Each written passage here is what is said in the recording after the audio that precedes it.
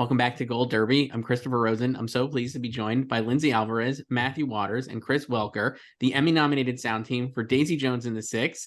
They're nominees this year for Outstanding Sound Mixing for a limited or anthology series or movie. It's a mouthful, but congratulations. I'm so psyched for you guys. How was it when you found out you were nominated for this great show? What was it like? It was I was very grateful and happy, also, anxious to see the results of the voting for nominees, and I was just stoked. Are you guys all in like a text chain together, I would imagine? It's a group here or no? Well, Matt. Lindsey and I are, but not with Chris. But now he should be, Yeah, I reached out to Lindsey a few months ago, and that was my first time talking with her. And from that point on, I've been messaging back and forth with her. So I had a little bit of a communication with them. Nice, that's great. So I guess this is a great show. Obviously, music is such a big part of it. And the finale, especially, I think, is the episode you guys are excited for, with the big the final show for the band and stuff. I guess how did you approach, the sound and the mix and stuff on this? And I love to hear how you guys kind of work together on that. But I guess just initial thoughts on, the sound and how it would go.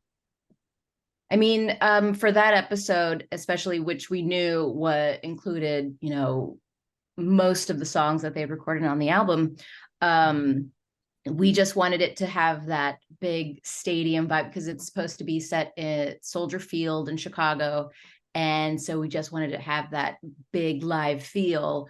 Plus the crowd, you have thousands of people. I'm not sure exactly how big it's supposed to be or how many people it's supposed to fit, but sold out stadium. And so, from the get-go, it's just like, boom, first music track, and, it just had to sound, big and fun, really.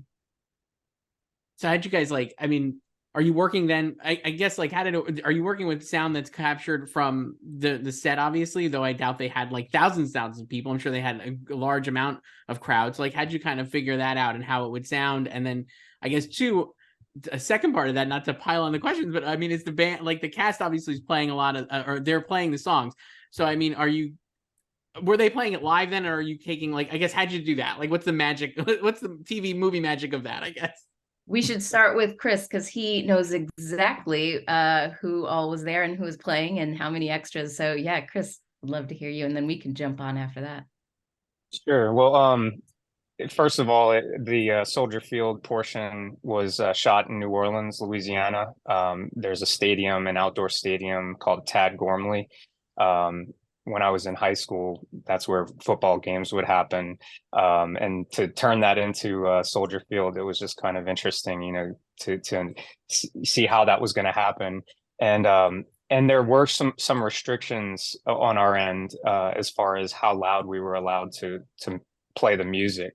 Because, what may span story-wise, a concert, maybe an hour or so long, but we're there for nights on end, going till the sun comes up, and just on the other side of that wall, which is open, is, a neighborhood with families that are trying to sleep before their workday the next day. So it was definitely, it was a challenge, going into that, how are we going to get the energy to be what it needs to be for this kind of thing, and we established pretty early on that we were going to play the music through some stage monitors for the actors. Once we hit midnight, we had to kind of turn the volume down. So that took a lot of effort on their end to still bring that energy like they did in the earlier parts of the night. The other thing is, a lot of times when they were performing and the camera is looking right at them, they were playing to an empty stadium. There were, it was just the crew standing out there, the electricians and stuff, and our music supervisor and our producer were pretty much standing out in the crowd, and it's just two huge fans just dancing and things like that. But then, of course, we had the moments where we turned the cameras around and we had to fill in the crowd portions. So when we got to those opportunities, that was kind of an opportunity for us to put mics out on the stage, put mics in the crowd, try to capture as many different perspectives as we could. Because there's a particular moment in episode 10 where the crowd starts to sing along with Daisy, and Sam, he goes off stage and finds his love of his life. And so to do something like that, we had to get the AD team to kind of teach these background actors the song, because they were hearing it for the first time that morning. So they had, they basically at background holding, they had a speaker that was just playing this song over and over and over again, and people coaching them on how the song would work. And then when we finally got to our moment, it's to ask for a moment to do something sound only is pretty rare to get that opportunity, but they knew that this would be important for the story. So we finally had our AD team give us that chance, and they sang the song, and we had our mics set out for the various perspectives. And then from then on, it goes to these two to figure out how to make that sound like thousands of people when it was maybe 100. That's awesome. And then Lindsey and Mathew, and I guess, how did you go about doing that? Because it does sound like, obviously, like you're believing that it's a full audience, right? I mean, it does feel like it is Soldier Field. It doesn't feel like you're limited at all in the sound, or like the people there, I guess, or the attendees. So I guess how do you do it from there then? That is, well, whatever you do is easier said than done, because it takes layers and layers of material from my side. And I was so thankful that Chris was able to capture the crowd singing, because we were just like, oh, how are we going to do this with group and effects? And what do we do here? But yeah, you have some loop group elements, which is 10 people in a recording studio who do all the voices for the background actors. So they had them do it. We had the fabulous sound from production. And then, at one point when we're mixing this, we just set up a couple mics on the mix stage and just did it ourselves, just so we had a few more like individual voices that you could layer on top. And, you add, pitching, like slight pitching, and, time compression and expansion, so that you don't get any phasing issues, delays and reverb on top of that. Plus what the magic that Matt does, to this crowd to give it that big live feel, it's a lot. And Matt, you could talk about your part on it. I just watched and said, "Wow, that's amazing. That's so cool." It was really awesome. I mean, we work with a great sound supervisor on it. He gives us lots of crowd tracks. They're different layers. They're different, close up, far away, big, small. And within those different layers, I'm able to space them and put them in different speakers. And also, you just don't want it to be a white noise, just a bed of white noise. You want it to react and to act as if they're in a concert. When something goes on, they get excited, and then it's fun when it gets quiet, and then we would record ourselves going woo or Daisy and stuff like that, and so you have this bed of just a roar, and then all of a sudden you hear one thing poke out, and it's just trying. Look at that scene. I don't know if it's the whole it's not the whole episode, but it's a good 20-25 minutes. And so how do you tell that story? How do you make it interesting for that and not just be boring? Right. And I mean, the music does a great job, of course, but there's times when they're whispering on stage where we have to clear for the whisper so you can hear it and it doesn't hurt your ears. How do you do that and keep the energy up? And like Lindsey said, one of the things that was difficult on my end and our end was they come out and you're in Soldier Field. They've made it. They've made the Mecca. I mean, you get goosebumps, but then you've got 25 minutes to go. And that's supposed to be the apex at the 25-minute mark. So where do you find that line where it's big, exciting, and massive? And then how do you ebb and flow? And when do you let the music take over? When do you let the crowd take over? And then how do you make it so you don't start so big so you can get massive at the end? And that was fun. It was super fun, but it's not It's not just, hey, let's just play the tracks, it all works good. No, it's a lot of work. So but it's really fun. It's amazing too, because like, I mean, like I'm a big fan of Pearl Jam. I listen to a lot of their live albums, and I'm like, so I love listening to like live recordings. And like you're saying there, it is interesting to like think of like those are real, right? And like you're creating that to make it sound like a live recording, right? Of like Totally. any jam band or whatever it is, right? Like Grateful Dead or whatever, or Fleetwood Mac in Right. this case, right?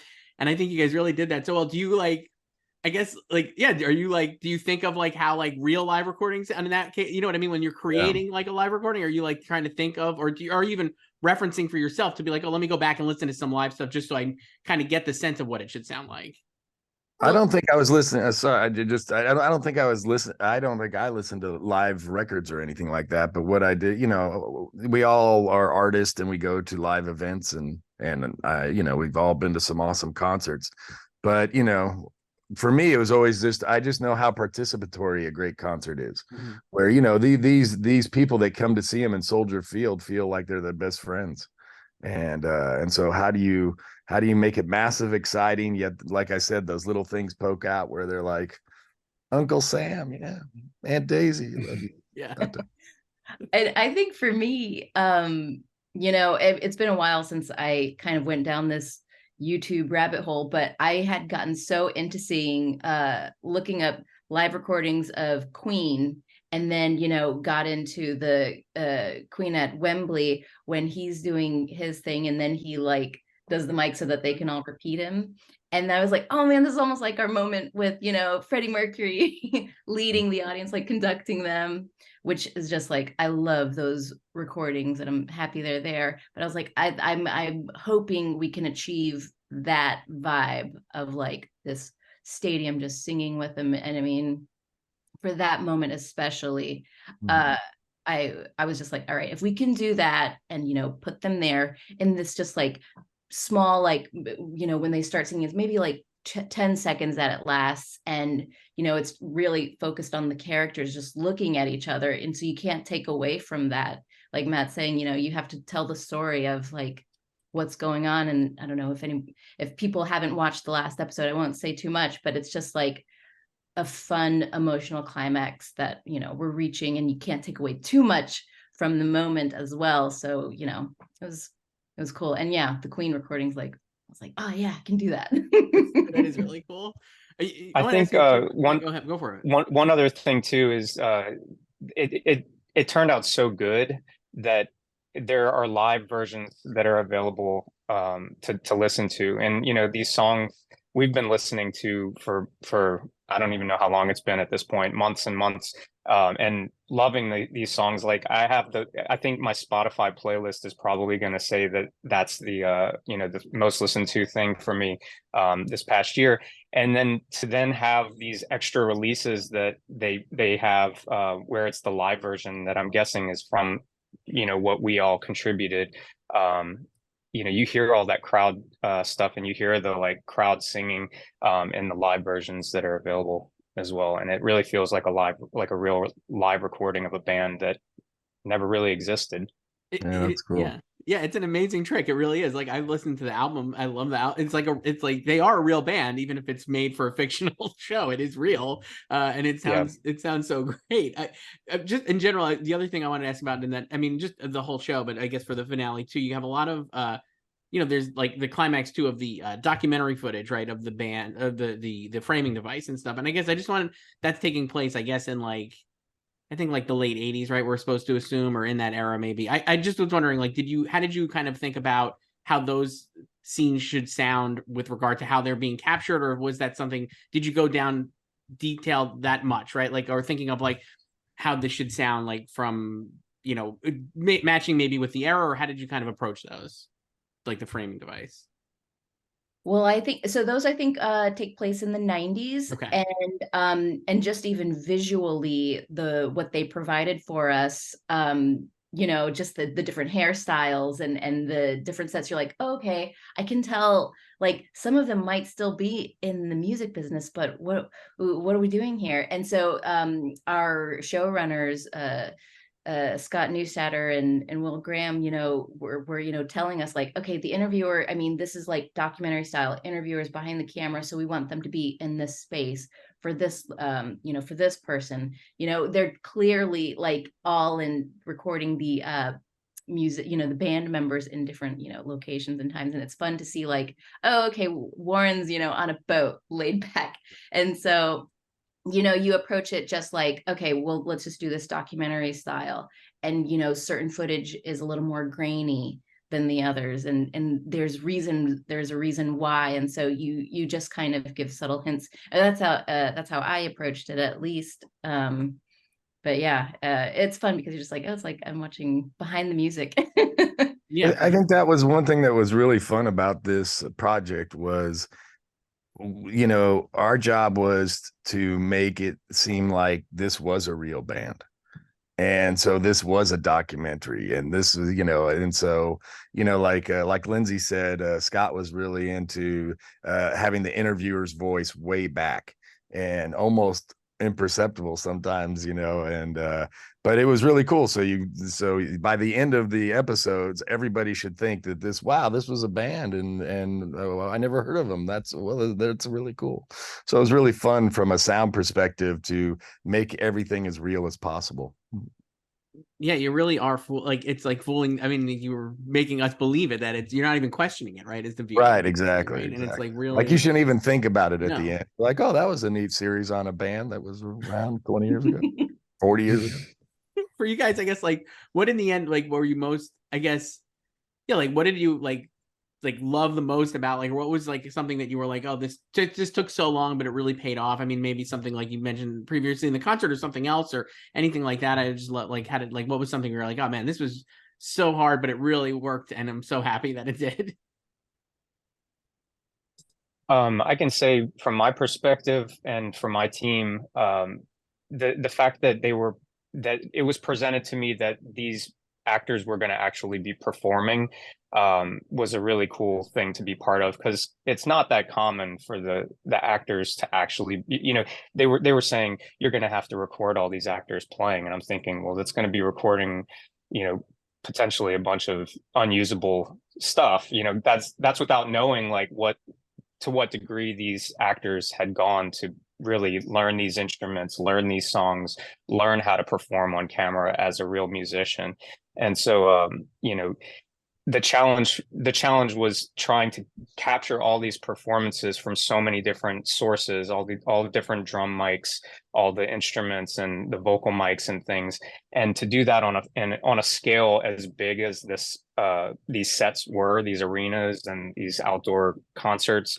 It's a real challenge. It's a high track count for me, and to do that in a way that can move around to what the camera is going to be seeing from one take to another, and not hold up production because we still have a tight deadline.